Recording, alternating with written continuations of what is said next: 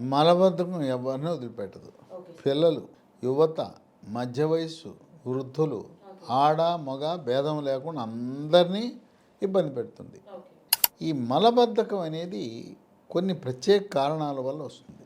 కొంతమంది మంచినీళ్ళు ఎక్కువ తాగరు.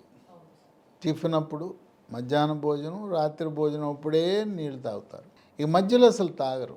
ఎవరైతే గంటకి ఒక గ్లాసు నీళ్ళు తాగుతారో వాళ్ళకి మలబద్ధకం ఉండనే ఉండదు.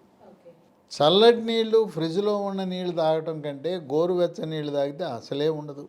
తర్వాత కొంతమందికి థైరాయిడ్ గ్రంథి మందకొడిగా పనిచేస్తుంది. థైరాయిడ్ ఉందా అని అడిగితే నాకు మెడ ముందు వాపు లేదు కదండి అంటారు.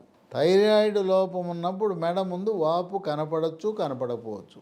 రక్తంలో T3, T4, TSH అనే రక్త పరీక్ష చేసినప్పుడు TSH పెరిగి ఉంటుంది. తద్వారా థైరాయిడ్ గ్రంథి లోపాన్ని గమనిస్తే దీర్ఘకాలికంగా ఉండే మలబద్ధకాన్ని మనం గుర్తించవచ్చు.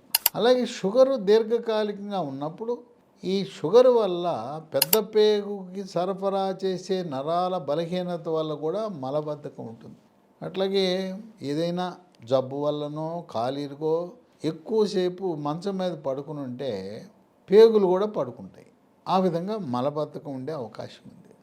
వృద్ధాప్యంలో కూడా పేగుల కదలిక, పెద్ద పేగు కదలిక అంత స్పీడ్గా జరగవు. గర్భవతులకు కూడా మలబద్ధకం ఉంటుంది. గర్భవతులకు మలబద్ధకంతో పాటు దానివల్ల మొలలు కూడా వస్తాయి. మొలలు, అరిసెమొలలు, మూలశంక. ఇదేముంటుందంటే ప్రసవం అవగానే మలబద్ధకం పోతుంది, ఈ పైల్స్ కూడా మొలలు కూడా పోతాయి. ఆపరేషన్ అవసరం లేదు. ఈ విధంగా రకరకాల కారణాల వల్ల మలబద్ధకం ఉంటుంది. పీచు పదార్థము తక్కువగా తినడం వల్ల మలబద్ధకం వస్తుంది.